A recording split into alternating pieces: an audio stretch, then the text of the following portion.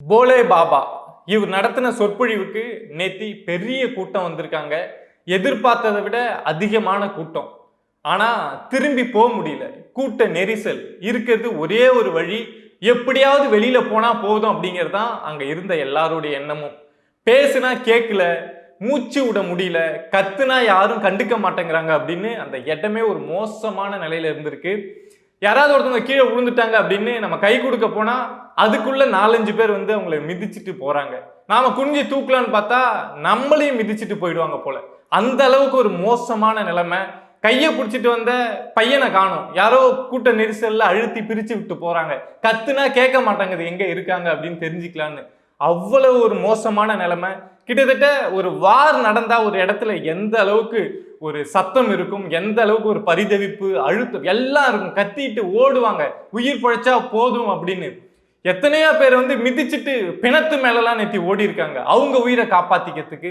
அந்த அளவுக்கு ஒரு கொடூரமான சம்பவம் உத்தரப்பிரதேஷ் ஹத்ராஸ் டிஸ்ட்ரிக்ட்ல நேத்தி நடந்திருக்கு. யாரும் எதிர்பார்க்காத ஒரு சம்பவம். அந்த கூட்டம்லாம் கலைஞ்சதுக்கு அப்புறம் நம்ம அந்த இடத்த பார்க்குறோம் அப்படின்னா அங்கங்க பிணங்கள் கிடக்கு. அந்த பிணங்களை எடுத்துட்டு போக கூட யாரும் வரல. அந்த அளவுக்கு ஒரு மோசமான சம்பவமா இந்த சம்பவம் மாறி இருக்கு. இப்போ இந்தியாவில் இருக்கக்கூடிய எல்லாருமே பிரைம் மினிஸ்டர்லேருந்து பிரசிடென்ட் வரைக்கும் இந்த சம்பவத்தை பத்தி தான் பேசிட்டு இருக்காங்க. இதை பத்தி தான் இந்த போலே பாபா யாரு, இந்த சம்பவம் எப்படி நடந்தது அப்படிங்கிறது தான் டீட்டெயில்டா இந்த வீடியோவில் நம்ம பார்க்க போறோம். இந்த உலகத்துல கட்டாயம் தெரிஞ்சுக்க வேண்டிய விஷயம் அப்படிங்கிறது நிறையவே இருக்கு, டெய்லி நடந்துகிட்டே தான் இருக்கு. அதை பத்தி பேசுறதுக்கு நான் கிரியேட் பண்ண சேனல் தான் பிரபா டாக்ஸ். நான் எதிர்பார்த்ததை விட உங்க சப்போர்ட் அப்படிங்கிறது ரொம்பவே வேகமா கிடைச்சிட்டு இருக்கு. சப்ஸ்கிரைப் பண்ணி டீமுக்குள்ள வாங்க, சேர்ந்து டிராவல் பண்ணுவோம். வியூவர்ஸ் அனைவருக்கும் வணக்கம்.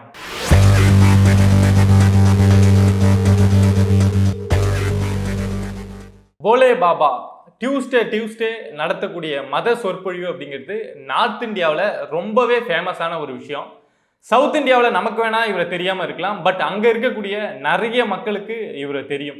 இவர் வந்து சோஷியல் மீடியாவில் அக்கௌண்ட் கிடையாது, சோஷியல் மீடியா யூசர் கிடையாது, மீடியாவில் வந்து அடிக்கடி பேச மாட்டார். அப்படின்னாலுமே இவர் வந்து நார்த் இந்தியாவில் ரொம்பவே ஒரு ஃபேமஸான பர்சன். காரணம் என்னன்னா அந்த அளவுக்கு இவருக்கு ஃபேன் ஃபாலோவர்ஸ் அப்படிங்கிறவங்க இருக்காங்க. உத்தரப்பிரதேசத்தில் மட்டும் அப்படின்னு கிடையாது, ஹரியானா, ராஜஸ்தான், உத்தரகாண்ட், டெல்லி அப்படின்னு பல ஸ்டேட்ல இவருடைய ஃபாலோவர்ஸ் வந்து பக்தர்கள்னு சொல்லிட்டு நிறைய பேர் இருக்காங்க. அங்கங்க ஆசிரமம் அப்படிலாம் கட்டி போட்டு வச்சிருக்காரு. இந்த டியூஸ்டே இதை மாதிரி மத சொற்பொழிவு நடத்துறது அப்படிங்கிறது இவர் வாடிக்கையா ரொம்ப நாளா செஞ்சுட்டு இருக்கக்கூடிய விஷயம்.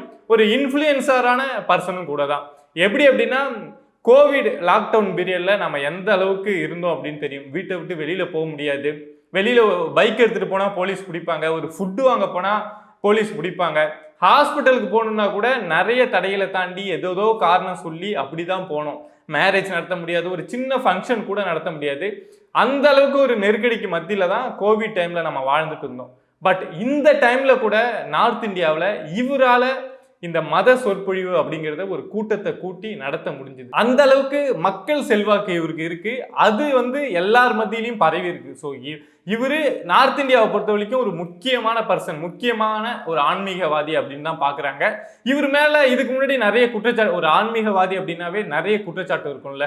அதாவது நிறைய சம்பாதிச்சு வச்சிருக்காரு, நிறைய தவறான விஷயங்கள்ல சொத்து சேர்த்து வச்சிருக்காரு அப்படிங்கிற குற்றச்சாட்டு அப்படிங்கிறது நம்ம ஆன்மீகவாதி அப்படின்னாவே அதை மாதிரிதான் பார்ப்போம். பட் இவரை அங்க இருக்கக்கூடிய பக்தர்கள் வந்து அப்படி பாக்குறது கிடையாது.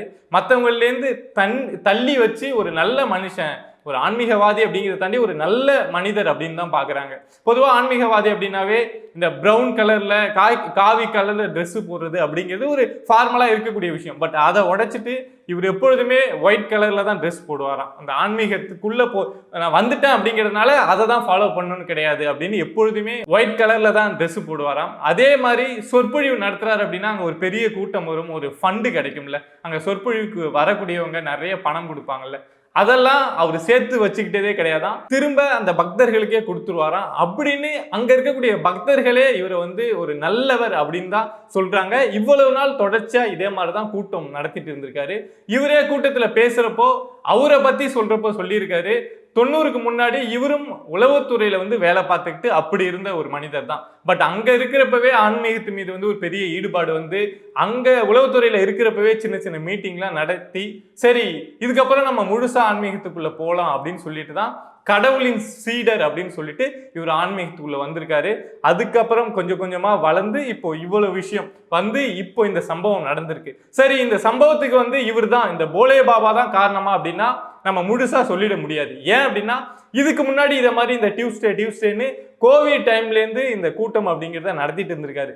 அதை மாதிரி கூட்டம் நடத்தினப்போ எந்த கூட்டத்திலையும் இதுக்கு முன்னாடி எந்த பிரச்சனையும் வந்தது கிடையாது அப்படின்னு தான் அங்க இருக்கக்கூடிய காவல்துறையே சொல்றாங்க.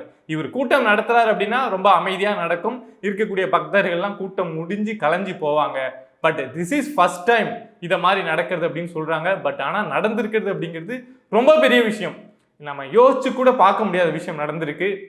இந்த கூட்டத்தை ஆர்கனைஸ் பண்றது இதெல்லாம் பார்த்தோம்னா இதுக்கும் அந்த போலே பாபா அந்த ஆன்மீகவாதிக்கும் பெருசா எந்த தொடர்பும் கிடையாது. ஒரு ஏரியாவில் இருக்காங்க, பக்தர்கள் இருக்காங்க அப்படின்னா அவங்கள்ட்ட சொல்லிட்டு நீங்க இந்த ஏரியாவில் கூட்டம் வந்து அரேஞ்ச் பண்ணுங்க, நான் வந்து பேசுறேன் இந்த டியூஸ்டே அப்படின்னு சொல்றதுதான். அவங்க ஒரு டீமை வச்சு இதை மாதிரி விஷயங்களை ஆர்கனைஸ் பண்ணுவாங்க. நேத்தி அதை மாதிரி ஒரு டீம் தான் இந்த விஷயத்தை ஆர்கனைஸ் பண்ணியிருக்காங்க. பட் ஸ்டார்டிங்லேயே இந்த இடம் சின்னதாக இருக்கு, நீங்க இந்த க்ரௌடுங்கிறத லிமிட்டடா வச்சுக்கிங்க அப்படின்னு காவல்துறை தரப்புல இருந்தும் அங்க அந்த கூட்டம் நடத்தக்கூடியவங்க ஆர்கனைஸ் பண்ணக்கூடியவங்கள்ட்ட சொல்லியிருக்காங்க. சரி அப்படின்னு தான் அவங்களும் சொல்லியிருக்காங்க. பட் போலே பாபா அந்த ஏரியாவில் ரொம்ப ஃபேமஸ் அப்படிங்கிறதுனால, அதுவும் உத்தரப்பிரதேசத்திலேயே அந்த இடத்த ஹத்ராஸ் அந்த டிஸ்ட்ரிக்ட்ல நடக்கிறப்போ ரொம்ப ஃபேமஸ் அப்படிங்கிறதுனால நிறைய கூட்டம் எதிர்பார்த்ததை விட வந்துடுச்சு. ஒரு லிமிட்டுக்கு அப்புறம் அந்த கூட்டத்தை தடுத்து நிறுத்தியிருக்கலாம், போதுமான காவல்துறையை வந்து அங்க பணியில ஈடுபடுத்தியிருந்தாங்க அப்படின்னா இந்த கூட்டத்தை தடுத்து நிறுத்தியிருக்கலாம். இல்ல சரி முடிஞ்ச உடனே கூட்டம் வந்து இந்த அளவுக்கு தள்ளுமுள்ளா ஆகும் அப்படின்னாவது கூட்டம் ஆரம்பிக்கிறப்பவே யாராவது கெஸ் பண்ணியிருக்கலாம். பட் இது வந்து காவல்துறையும் அங்க அந்த அளவுக்கு போல, இவ்வளவு பெரிய கூட்டம் கூடியிருக்கு அப்படின்னா அங்க என்ன நடக்கும் அப்படின்னு காவல்துறையும் ஒரு நடவடிக்கை எடுக்கல. அங்க இருந்தவங்களுக்கு இதை பத்தின ஒரு அவேர்னஸ் இல்லை. இந்த கூட்டத்துக்கு பர்மிஷன் கொடுத்தது அப்படின்னு டெப்டி கலெக்டர் தான் கொடுத்தாரு அப்படின்னு கலெக்டரே வந்து மீடியாவில் பேசுறார். பட் டெப்டி கலெக்டர் கொடுக்குறாரு அப்படின்னா ஒரு மினிமமா கூட்டத்தை வச்சு நடத்துங்க அப்படின்னு கொடுத்துருப்பார். பட் இவ்வளவு பெரிய கூட்டம் வந்திருக்கு அப்படின்னா நம்ம ஒரு காவல்துறையில இருக்கோம் அப்படின்னா இந்த இவ்வளவு பெரிய இடத்துல, இந்த சின்ன இடத்துல இவ்வளவு பெரிய கூட்டம் வந்திருக்கு அப்படின்னா அங்க போதுமான போலீஸை அனுப்பி அவங்களை சரி செஞ்சு தள்ளுமுள்ளு, ஏன்னா அவங்க ப்ராப்பரா வெளியேற்றப்பட்டிருந்தாங்க அப்படின்னா ஒருத்தவங்களுக்கு கூட ஒரு சின்ன காயம் கூட வந்திருக்காது. சரியான முறையில எல்லாரையுமே ஒவ்வொருத்தவங்களா வெளியே அனுப்பிச்சிருக்கலாம். பட் எல்லாரும் கூட்டம் முடிஞ்ச உடனே ஒரு நெரிசலுக்கு போக முடியல, அங்க இருக்கக்கூடியவங்களால மூச்சு விட முடியல. எல்லாருமே புஷ் பண்ணிட்டு இருக்கிறது ஒரே ஒரு கேட், எப்படியாவது வெளியில போனா போதும், நாம எப்படியாவது, எல்லாருக்கும் பயம் வர ஆரம்பிச்சிருச்சு. அந்த கூட்ட அழுத்த எல்லாருக்கும் பயம், நாம மட்டும் தப்பிச்சு எங்கேயாவது வெளில போனா போதும் அப்படின்னு யாராவது ஒருத்தவங்க கீழே விழுந்து கடந்தா கூட அவங்கள தூக்கி விடாம அவங்கள ஏறி மீச்சிட்டு போக ஆரம்பிச்சிருக்காங்க. அங்க இதை மாதிரி மூச்சு விட முடியாம மிதிச்சுட்டு போனதுல இறந்தவங்க தான் அவ்வளவு பேர் இறந்துருக்காங்க. இறந்ததுல அதிகமான பெண்கள், குழந்தைகள், வயசானவங்கன்னு குழந்தைங்கள்லாம் இந்த கூட்டத்துக்கு கூட்டிட்டு போய் அவங்களும் இதுல இறந்து போயிருக்காங்க. அப்படிங்கிறப்போ அந்த இடம் பாக்குறப்போ இத மாதிரி ஒரு கூட்ட நெரிசல்ல இத மாதிரி ஒரு சம்பவம் நடக்குமா? ஏன்னா ஒரு வார் நடந்த இடம் மாதிரி இருக்கு, ஒரு காசா மாதிரி இருக்கு அந்த இடத்த பார்க்க, அவ்வளவு மோசமா இருக்கு. அவ்வளவு பேர் இறந்து கிடக்காங்க. அந்த எல்லாம் ரொம்ப நேரம் கழிச்சு கூட்ட நெரிசல் எல்லாம் முடிஞ்சு அங்கேருந்து வெளில போனதுக்கு அப்புறம் அந்த இடத்த பார்த்தா பிணங்களா கிடக்கு. அங்கங்க ஒரு பிணம். அதை எடுத்துட்டு போறதுக்கு ப்ராப்பரா அங்க ஒரு சரியான அட்மினிஸ்ட்ரேஷன்ஸ் இல்லை, நிர்வாகம் என்ன பண்றாங்க அப்படின்னு தெரியல. கொண்டு போனா ஹாஸ்பிட்டல்ல எங்க வைக்கிறது அப்படின்னு தெரியல. ஏன்னா நமக்கு உத்தரப்பிரதேசம் ஆல்ரெடி தெரியும், கொஞ்சம் பின்தங்கிய மாநிலம் தான். எல்லாத்துலேயுமே ஹாஸ்பிட்டல் கொண்டு போனா ஆக்சிஜன் சிலிண்டர் இல்லை அப்படின்னு சொல்றாங்க. ஸோ அப்படிங்கிறப்போ ஒரு 125 பேருக்கு மேல இது வரைக்கும் இறந்து போயிருக்காங்க. இன்னும் ஹாஸ்பிட்டல்ல நிறைய பேர் வந்து சீரியஸான கண்டிஷன்ஸ்ல இருந்துட்டு இருக்காங்க. ஒரு இந்தியாவிலேயே ஒரு முக்கியமான துயர சம்பவமா இந்த விஷயம் மாறி இருக்கு. இந்த விஷயத்தை பத்தி நேத்தியே பார்லிமெண்ட்லயே மோடி அவர்களும் பிரசிடென்ட்டும் பேசியிருக்காங்க. அதாவது இந்த துயர சம்பவத்துக்கு நாங்க பெரிய வருத்தத்தை தெரிவிச்சுக்கிறோம் அப்படின்னு. இன்னைக்கு யோகி ஆதித்யநாத் அந்த நடந்த சம்பவம் நடந்த இடத்துக்கு போயிட்டு அங்க இருக்கிறவங்களை பார்க்க போறாங்க. அப்புறம் நிவாரணம் இதெல்லாம் சொல்லியிருக்காங்க, இறந்தவங்களுக்கு வந்து இவ்வளவு பணம் கொடுப்போம், காயமா இருக்கிறவங்களுக்கு இவ்வளவு பணம் கொடுப்போம் அப்படிங்கிறதுலாம்.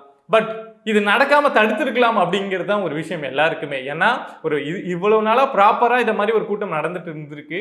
நேற்று அதிகப்படியா கூட்டம் வந்துடுச்சு, எதிர்பார்த்த மாதிரி ஒரு கூட்டம் வந்துடுச்சு அப்படின்னா அதை சரி செஞ்சிருக்கலாம்ல. ஏன்னா ஒரு காவல்துறை முயற்சித்தாலோ இல்லை அங்கே இருக்கக்கூடிய யாரோ நினைச்சிருந்தாலோ இதை வந்து கண்டிப்பாக சரி செஞ்சிருக்கலாம். இவ்வளோ பெரிய விஷயத்த கண்டிப்பாக சொல்லணும் அப்படின்னா ஒரு அலட்சியத்தால் பார்த்துக்கலாம் மக்கள் தானே அப்படின்னு யாரோ செய்த அலட்சியம். அது பூலே பாபாவாக இருக்கலாம், இல்லை அங்கே இருக்கக்கூடிய காவல்துறையாக இருக்கலாம், இல்லை இதை அங்கே நடத்தின அந்த ஆர்கனைஸ் பண்ண அந்த டீமாக இருக்கலாம், யாரா வேணாலும் இருக்கலாம். ஏன்னா நாம வந்து யாருக்கும் சப்போர்ட்டா நின்று பேசணும் அப்படின்னு கிடையாது. யாரு நினைச்சிருந்தாலும் இதை தடுத்திருக்கலாம். இவ்வளவு பெரிய கூட்டம் வந்திருக்கு, வெளியில போறவ பிரச்சனை வரும் அப்படின்னு அந்த பூலே பாபா ஆன்மீகவாதி நினைச்சிருந்தாலும் தடுத்திருக்கலாம், இல்ல அங்க இருக்கக்கூடிய ஆர்கனைஸ் பண்ண டீம் யார் நினைச்சிருந்தாலும் தடுத்திருக்கலாம். பட் தடுக்க தவறிட்டாங்க. போலீஸ் தரப்புல இருந்து என்ன ஒரு விஷயம் சொல்றாங்கன்னா, பூலே பாபா அந்த சம்பவம் நடக்கிறப்ப அங்க இல்லவே இல்லை அப்படின்னு சொல்றாங்க. இதுக்கும் ஒரு பொலிட்டிக்கலா ஒரு குற்றச்சாட்டு, இது மேலேயும் ஒரு அலிகேஷன் வருது. அதாவது அவரை காப்பாத்துறதுக்காக காவல்துறை வந்து இப்படி சொல்றாங்க, அவரு மேல எந்த ஒரு அலிகேஷன் வரக்கூடாது அப்படிங்கிறதுக்காக இப்படி சொல்றாங்க அப்படின்னு சொல்றாங்க. பட் எந்த அளவுக்கு உண்மை அப்படின்னு தெரியல. ஏதோ நடந்து போச்சு அப்படின்னு இந்த விஷயத்த விட முடியாது. என்ன நடந்ததோ அதற்கு யாராரு பொறுப்போ யாராரு குற்றவாளியோ அதற்கான தண்டனை அப்படிங்கிறது கண்டிப்பா கிடைக்கணும். இந்த மாதிரி நிறைய விஷயங்களை அடுத்தடுத்து பேசுவோம். சப்ஸ்கிரைப் பண்ணி நம்ம பிரபா டாக்ஸ் டீமுக்குள்ள வாங்க. Will see you on next video. Bye viewers.